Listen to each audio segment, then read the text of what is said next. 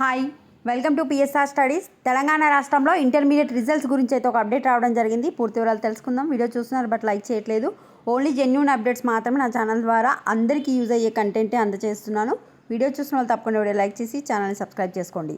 ఆంధ్రప్రదేశ్లో ఏ విధంగా అయితే వాట్సాప్లో రిజల్ట్స్ చూసుకోవడానికి అవకాశం ఇచ్చిందో తెలంగాణలో కూడా విద్యార్థులకు వాట్సాప్లో రిజల్ట్స్ చూసుకునే విధంగా ఏర్పాట్లు చేయాలని విద్యాశాఖ అయితే ఆలోచిస్తుంది. అంటే రిజల్ట్స్ చూసుకోవడానికి వాట్సాప్ నెంబర్ ఒక ప్రత్యేకమైన నెంబర్ అలాట్ చేసి ఆ వాట్సాప్లో రిజల్ట్స్ చూసుకునేలా అయితే అధికారులు ఏర్పాట్లు చేస్తున్నారు.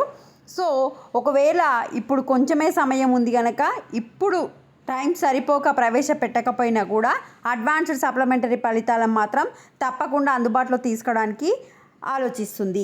రిజల్ట్ వచ్చేసి నెల చివరి వారంలో ఇంటర్ ఫలితాలను విడుదల చేసేందుకు అధికారులు చర్యలు చేపట్టారు.